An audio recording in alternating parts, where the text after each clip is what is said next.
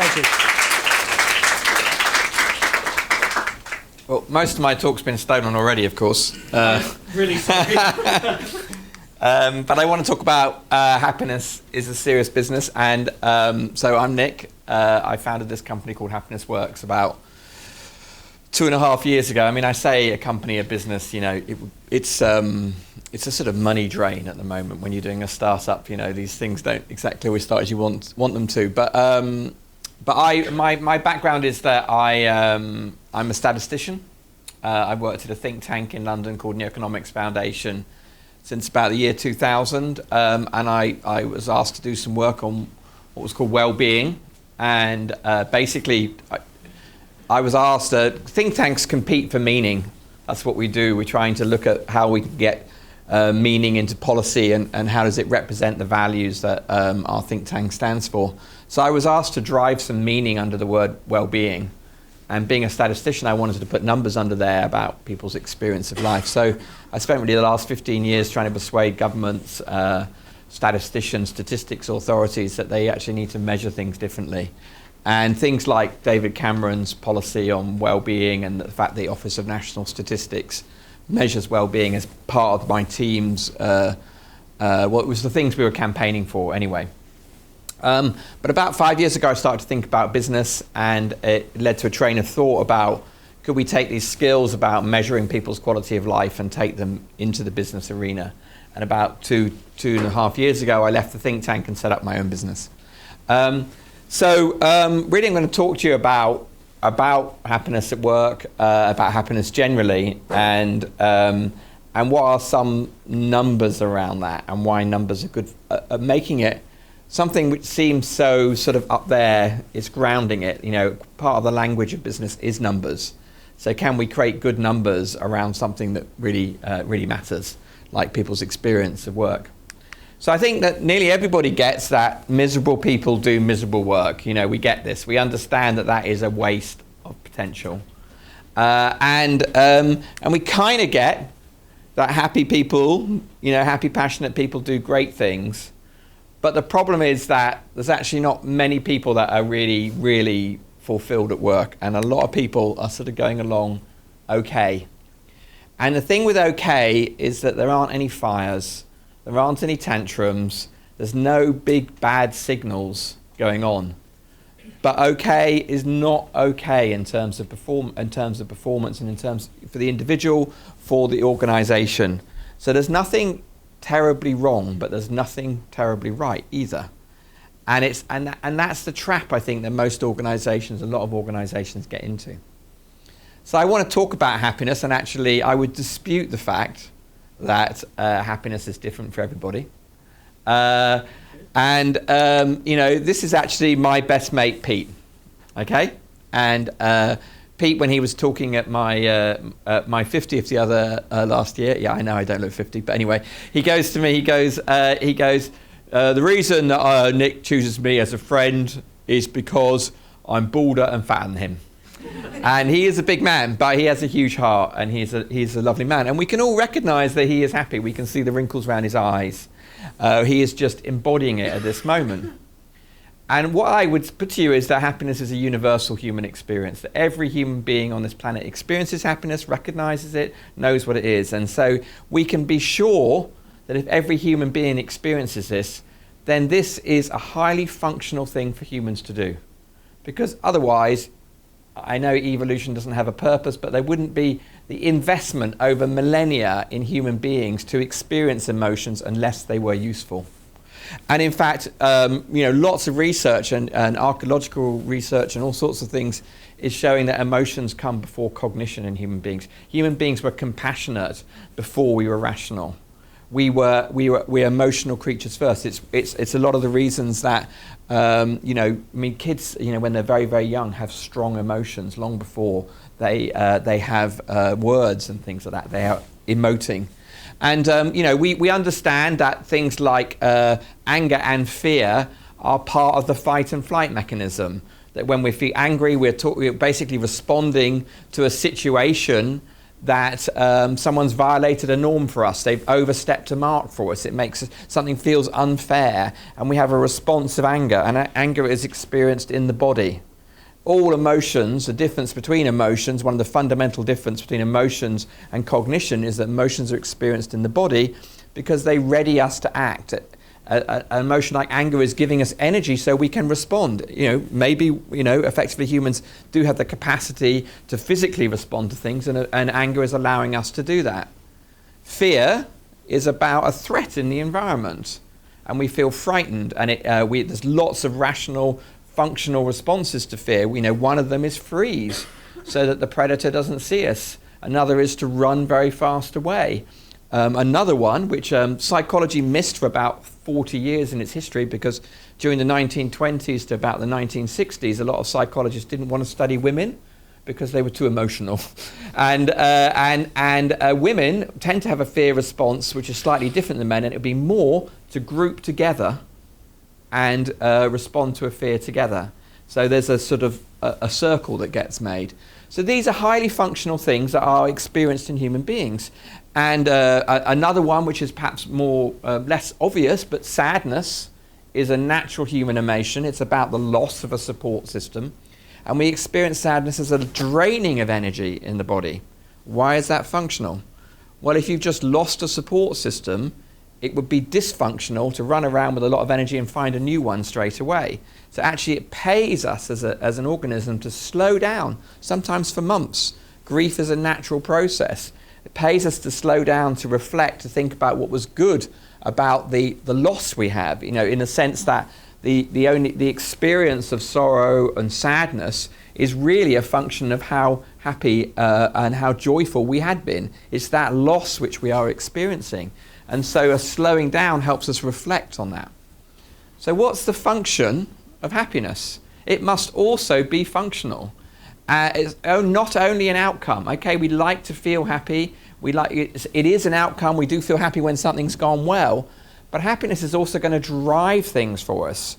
And we use the word happiness to mean actually a whole range of emotions, positive emotions, right from a low energy one like contentment, right up to a very high energy one like enthusiasm or joy. The word happiness can catch all of those. But something like enthusiasm is about mobilizing energy to seize an opportunity. We have a lot of energy when we're enthusiastic, and we actually transmit that energy to other people. We've spotted some berries that need harvesting or prey that needs hunting. We're enthusiastic around that possibility, and we mobilize our energy to do it. Contentment or satisfaction is a reflective process, particularly when something's gone well, and we're learning our lessons so that we can do that again. Some emotions are sort of in the middle there, like interest. Interest is a focusing emotion, which helps us commit to a task which might well be challenging, that might stretch us. And actually we might be some short-term pain, some short-term concentration that needs to happen to achieve something. So interest helps us focus, do that. So all of these emotions are highly, highly functional. And so when we talk about happiness, we mustn't throw out babies with bathwaters, and start thinking that the negative emotions are dysfunctional, because they're not. They're appropriate in all sorts of ways. Now, there's another thing going on here in this picture, which is that, we can see that Pete is happy, and as I said, it's functional. It's functional for him.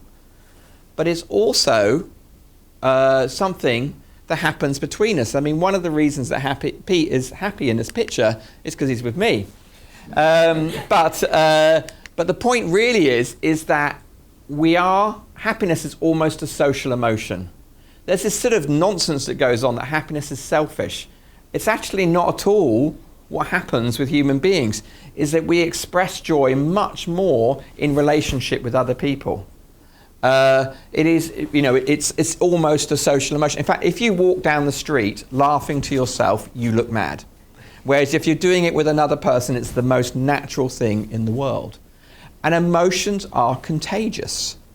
Literally. We pick up other people's emotions and we coordinate our emotions with them. And there's a sort of famous idea that Kevin Bacon particularly made famous, but that we have 6 degrees of separation from every other human being on the planet. And it's roughly right, by the way. emotions travel in a group to 3 degrees of separation, which means that my emotional experience affects my friend, which affects their friend, which affects their friend. And for most of us, that's roughly 2,000 people that we affect and we are affected by. So in an organisation, emotions are going to ripple round a group. That's just going to happen quite naturally all the time. And in fact, if you want to know what the fastest moving emotion is, it's anger. That's the most rapid moving emotion in a group. And sadness is one of the slower ones. But and happiness is in between. It's quite fast moving. So if you're in an organisation and you have someone on the front desk that's going to greet everybody, for goodness sake, put a joyful soul on the front desk, yeah?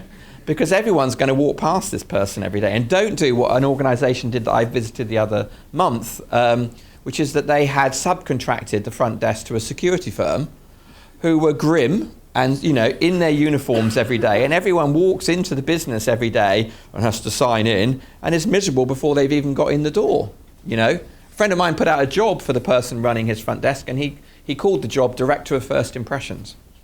And, you know, that's the first impression that people have come in. And the thing with first impressions is there's never second chance. That's an old joke. But, so these things travel around a lot. And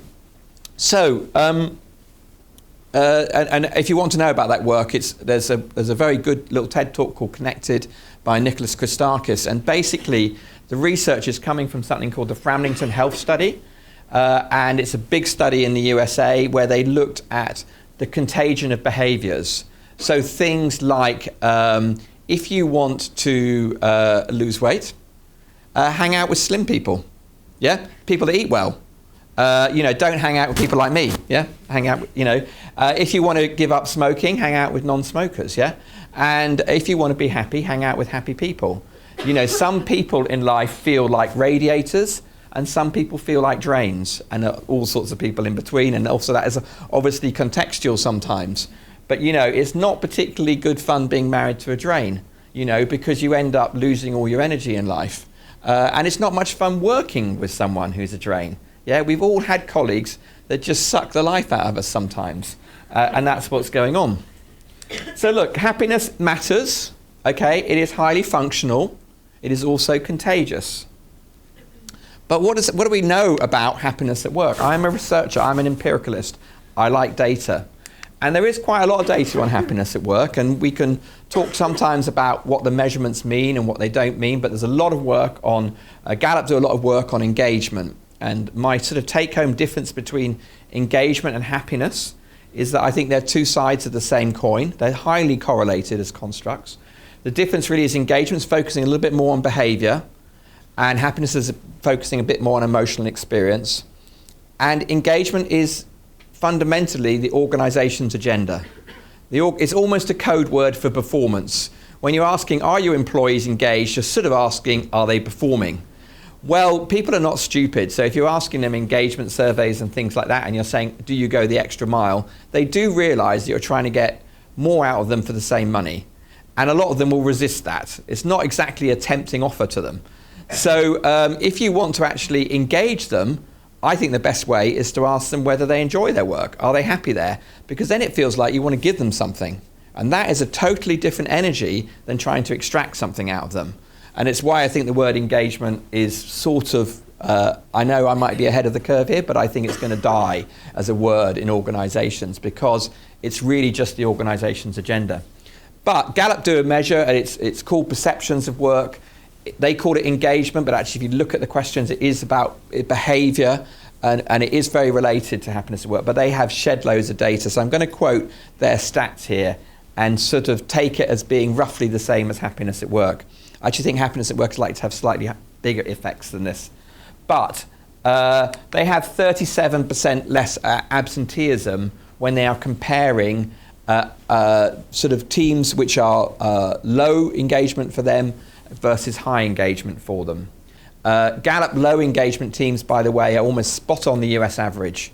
If you look at the engagement scores for their low engagement teams, they're almost exactly the US average. So they're basically explaining the difference between okay and great here. So 37% lower absenteeism. What's going on there? Well, we all know that when we're stressed, we get sick. But what you might not know is that, I'm not saying you're not happy, but when you're happy, you're less likely to get a cold. And they've literally done these experiments where they have exposed people to the common cold virus, and they've looked who catches it and who doesn't. And we know we get ill when we're stressed, but the opposite we don't really recognise, that actually our happiness, when we're feeling good, we are protected against all sorts of viruses. So you get sick less. You also recover from illnesses better if you're happier. You recover from accidents better. What's going on there? You know, it's not that happiness is something magical, it's that happy people tend to have good social support networks around them. And if you've got people that love you and care about you, they're going to remind you to take your medications, they're going to remind you to do your exercises, they're going to get you to the doctor and all sorts of things, which means that your recovery time is going to be better. And if you look at some data on life expectancy and happiness, the suggestion is that happy people, compared to the average, live about 7 to 12 years longer. That's bigger positive effect than smoking is a negative effect. And so, you know, if you look at smokers, they often have strong social networks. If you're married to a smoker and you love them and they love you, they're worth much more to you as a friend than they are a negative that you might get a bit of passive smoking. It's a massive effect, much more positive effect. So, and luckily for guys like me that are happy and plump, you know, it's much more of a predictor of longevity than body mass index is a suppression. So it's a huge, huge effect. You also see things like staff turnover being lower. Obviously, fairly obvious this, you don't leave a job you love. I mean, that's just obvious. People obviously leave for some other reasons. There's a big difference between high turnover and low turnover sectors. High turnover sectors, you know, such as coffee shops and restaurants in London, happiness doesn't have much of an effect because people are only there for a while anyway, so they sort of last it out. But more stable jobs, this becomes a bigger effect, actually. You get fewer accidents at work. Well, what's going on there? Well, if you are happy at work and you care about your work, you're going to pay more attention. You know, we actually all know that we're more likely to fall over and hurt ourselves when we're unhappy, when we're stressed, when we're rushing, when we're doing this. But if you're in a good mood and you're happy and you're enjoying your life, you actually take more care. You take more self-care. Take more care of others. We see lower in nursing situations in wards. We see lower death rates on wards which are happy, because the nursing staff are more aware of what's going on. They have a faster critical response time to emergency, and they deal with their patients better. And that makes a huge impact on death rates and things like that. If you care about your machine, if you're a machine operator, you care about it, you will hear that something's not quite right in the machine and you will pay attention to that. If you don't care, you'll actually want it to go wrong so you can go and get a coffee break while the engineer comes. So accidents are things. And thefts, politely called shrinkage in the business. Shrinkage is lower. You don't steal from a company you like. And then you get higher productivity. Gallup claimed 21%. Productivity is so difficult to measure at a team level. There's huge differences between different types of jobs about how accurately you can do this. So I've seen figures as low as 11 or 12% when it's more of a manual task where you are doing a repetitive task, but there is still a 10% productivity gain there. In more creative industries, I've seen figures up to 40, 60%, some claims. Definitely, creative thought is about the ability to put things together, and you don't do that when you're in a foul mood. When you're in a foul mood, you're very narrow thinking. When you're in a good mood, you're open to that. And that's not to say that creative thoughts don't come after suffering, but they don't happen during suffering, okay? They happen afterwards when you're back out of that situation. So higher productivity. And you had better customer service. Gallup say 10%. I don't know how they're measuring customer service. I'm not sure if they're using a net promoter value or something like that. I actually find that remarkably low. I actually think that, because you've got two variables which are a little bit difficult to measure related together. All the impacts are positive, but I would think that in service industries where your employees are effectively your offering, in the sense it's the relationship between the service provider and the service user, that actually happiness at work is absolutely critical. We all know that customer service is related to lots of goodies like word of mouth marketing, lower costs of sales, all that sort of stuff. So customer service is obviously critical. All of that data is looking at lots of teams, and it's looking at their perceptions of work, engagement, happiness, and these other variables. But statistically, we talk about the fact that correlation is not causality. This is the fact that that teams that are engaged, happy, have these higher performances. It doesn't say which one's causing which. The critical data we want to know really is which one is driving the other. Because if high performing teams are happier because they're high performing, and we all do feel good when we've achieved something, that's interesting, but it's not as interesting as the other way round. Well, there is some data, again from Gallup, and it's a very big data set. You can't quite see it down here, but it's 140,000 people. That's a big data set. I wish I had that many. We've got about 40,000 in our data set, so nearly, but not as good data as this, not as clean data as this. Happiness at time 1, performance at time 1, and happiness at time 2 and performance at time 2. Clearly teams that are happy at time 1 are likely to be happy at time 2. It's going to be a stability here, and performance as well. So we expect that happiness at time 1 will predict happiness at time 2. But we're interested in what's called the cross correlations. This is something called structural equation modeling or pathway analysis if you're a statistician. And we're looking at, is happiness at time 1 adding extra predictive value to this variable here? Or is it performance to happiness? Or is it both? And the reality is that both models fitted the data, but that model 1 was much better. So happiness was predicting performance more than performance was predicting happiness. In fact, this is a guy called Jim Harter from Gallup. He's not the most radical guy in the world, but he's going, the impact of this data is that they suggest that the impact of happiness at work on performance is twice as large as from performance to happiness at work. That is startling. That is not business as usual. The normal business function is that, we'll make high-performing teams and they will be happier. In fact, that's our general mantra of life in the West, which is that, if you work hard and you earn lots of money, you will be happy. If you work hard, you can retire and be happy. If you work hard, you can be happy at the weekends and spend your money. We kick happiness out into the spaces. If a lot of our religions suggest, if you're good this life, you'll be happy in the next life. Happiness doesn't seem to be very accepted in the moment. But this is suggesting that actually the goal is not happiness. Happiness is the path. That would be more Buddhist, There is no way to happiness. Happiness is the way, is a famous Buddhist phrase. So, and there's actually statistical data for this. And so I would suggest that happiness matters, but somehow it's still not being taken seriously. It still feels a crazy idea. To put the words happiness and work in the same sentence is provocative still. And yet it's hugely, hugely important. And I can actually show you data about how this is being systematically missed in our economy. This is a business magazine. It's called Business Week in the States. It's sort of a typical investment rag, really. But this analyst in there goes that the management are focused on the employees to the detriment of shareholders. And he goes, why would I want to buy a stock like that? And this is a typical attitude, the short-termism in the market. I want my shareholder value, and I want it this quarter. Well, he was talking about Costco, one of the big supermarkets in the US, and I'm not a huge fan of big supermarkets, but a lot of them have fantastic employment programs. Costco regularly comes in the Great Place to Work list in the US. And the CEO at that time, he's actually now left, called Jim Senegal, said, I happen to believe that in order to reward the shareholder in the long term, you have to please your customers and your employees. That is your route to shareholder value. Okay. In fact, I would say you have to please your employees to please your customers. Okay. But that was what he was saying.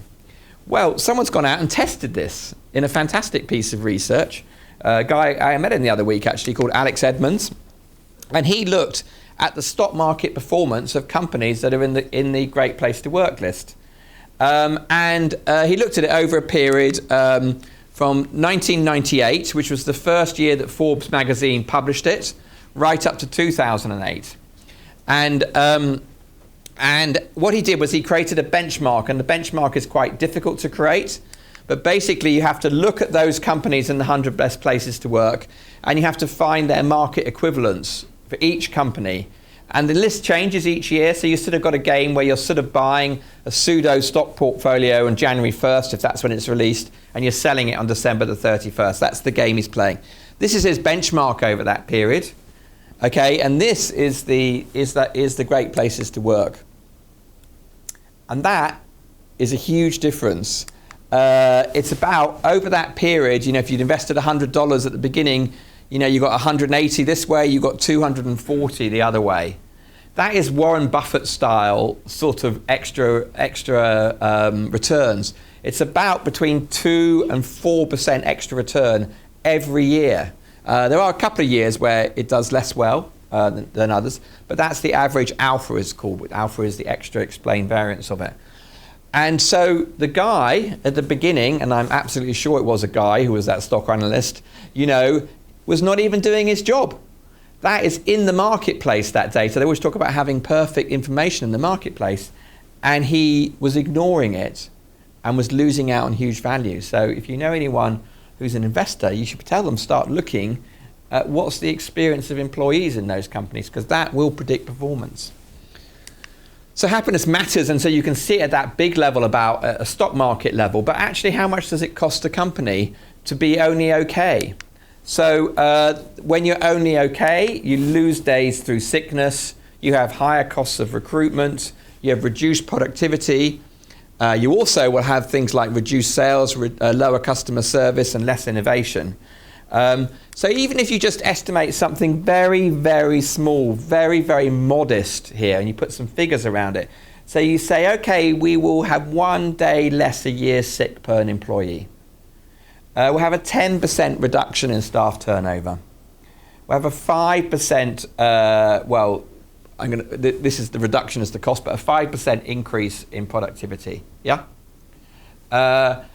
These ones I put sort of figures, but I haven't actually included them in the next figure because they're difficult to estimate, and I do want to do sometime a good estimate on these first two, but I actually haven't done it.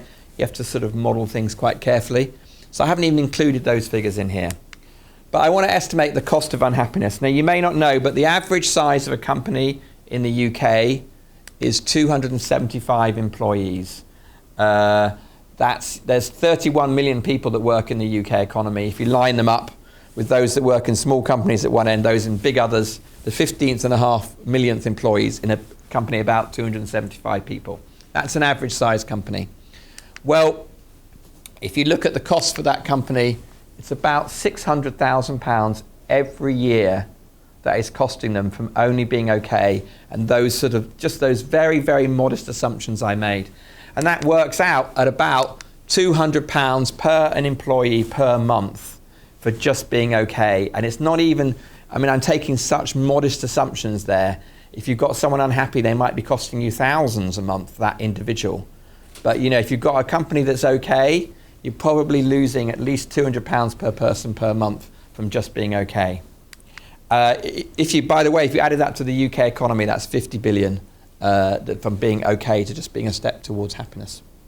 Now, happiness matters, but unless we can actually think about what makes us happier at work, what's the point? If we all just come into work and we're genetically programmed to be one way or another or something like that, or we can't impact it, then it doesn't really matter. But of course we can.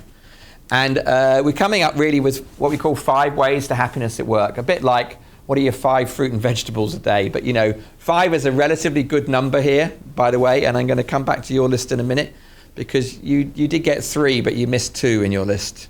Okay, so, and you actually, what nationality are you? Canadian. Okay, well, North Americans tend to miss at least one of these 2 that I'm going to point out to you. It's very typical in the US particularly, where more of the research is that they don't miss these, they miss 2 of these.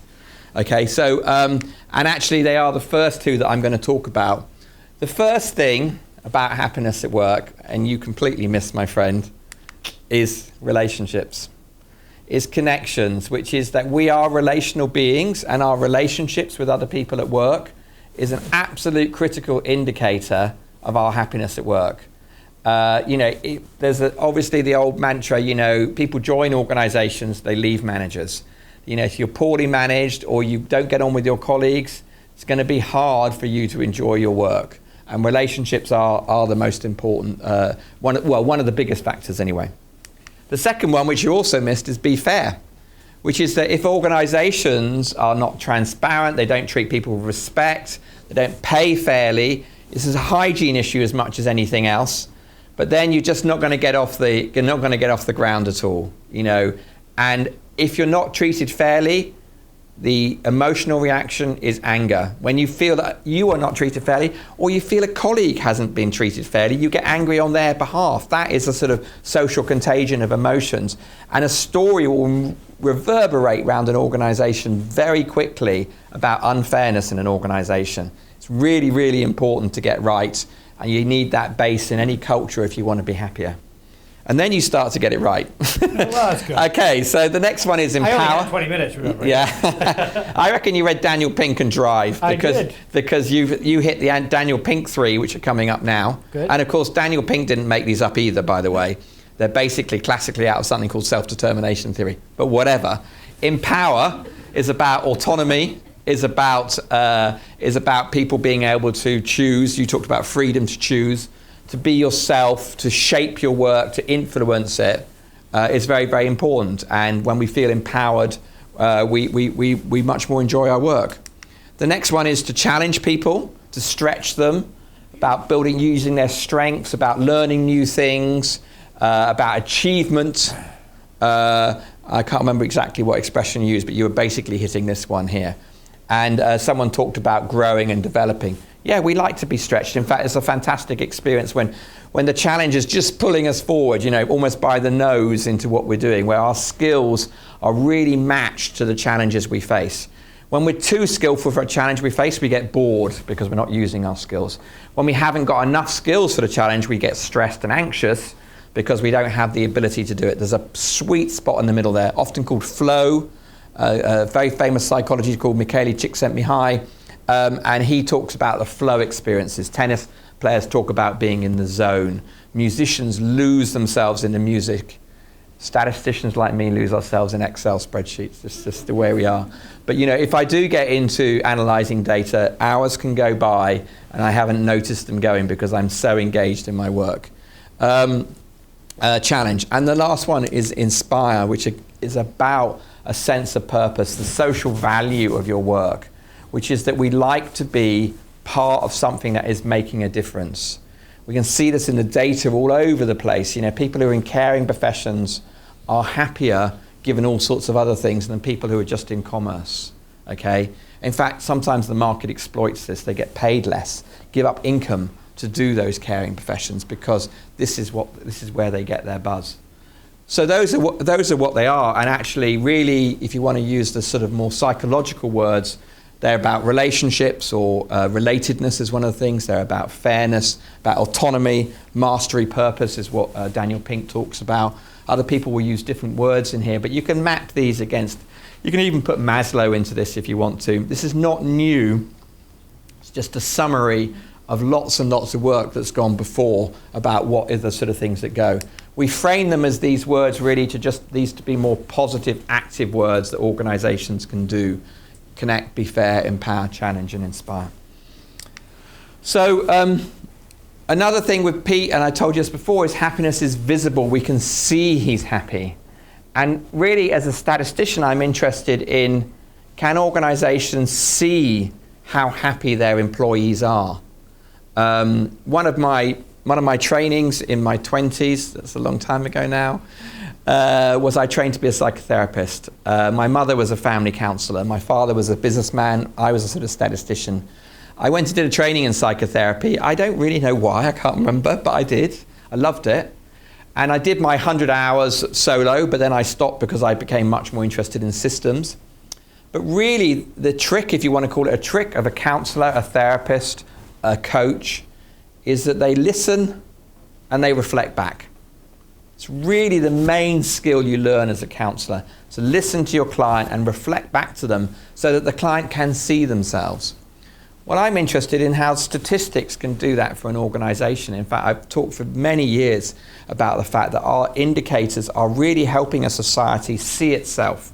That's what you're trying to do. You're trying to make a system more aware of itself. And so that's what we're doing, really, is actually how can we do this in organisations? And we think there's actually a need for this because we've done some market research and that 50% of all UK employees have done a staff survey in the last 3 years. So there's a big market out for them. But the problem is that 80% of people who did them thought they made absolutely no difference to their working lives at all. That staff surveys were not making a positive impact on their work, and that they've become effectively a tick box exercise.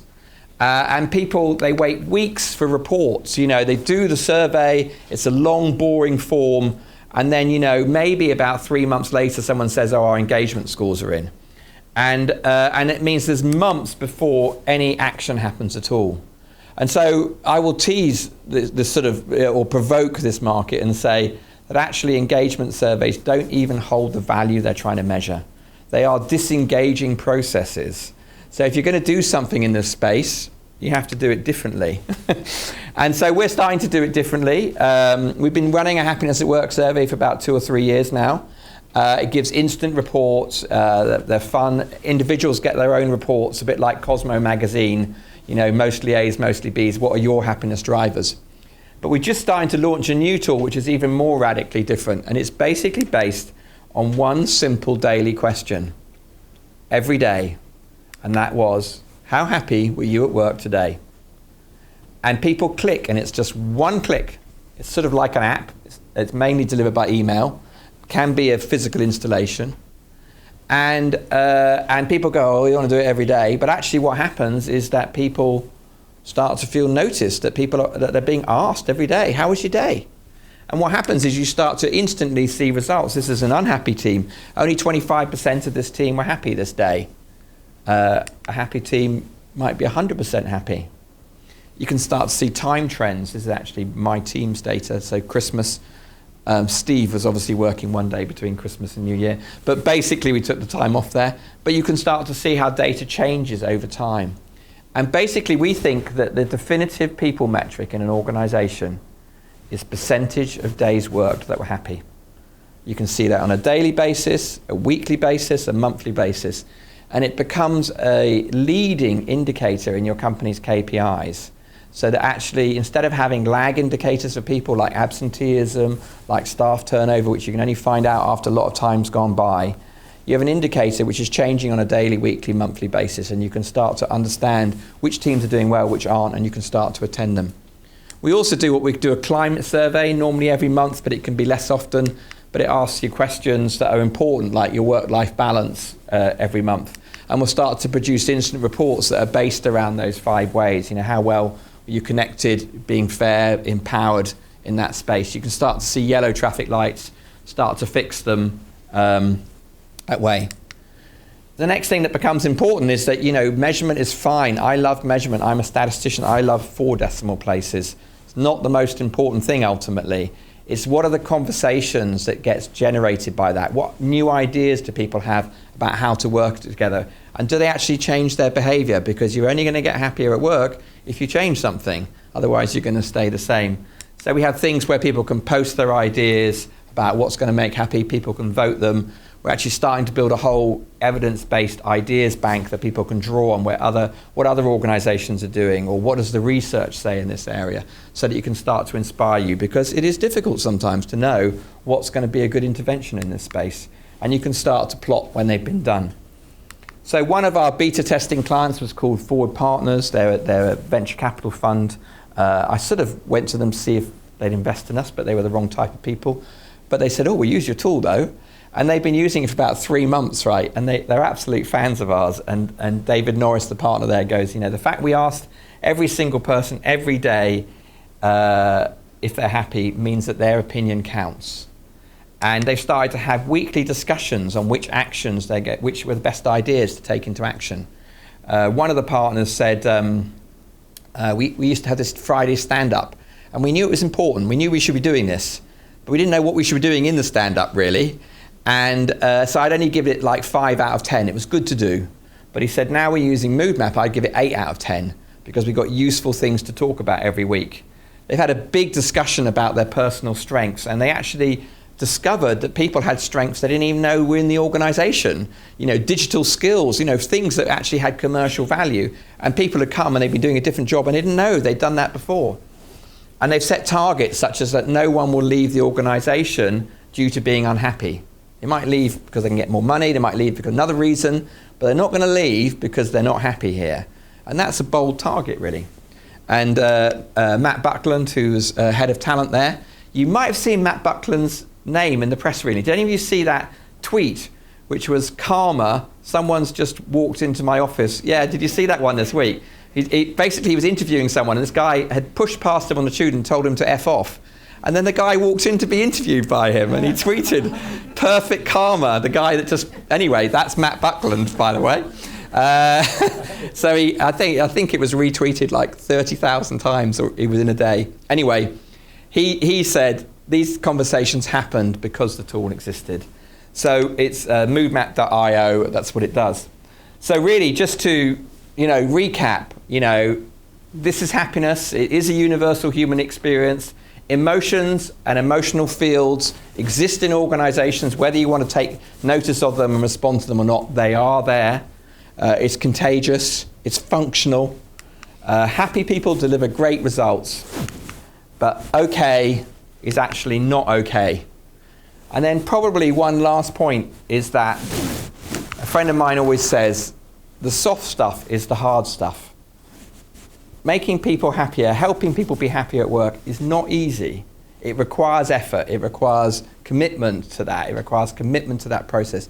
You can't just do it by putting a table tennis table in or just buying people nice lunches. It is about a whole process around the organisation and creating a great culture. But it is achievable and you can do it. So happiness is a serious business. Thank you.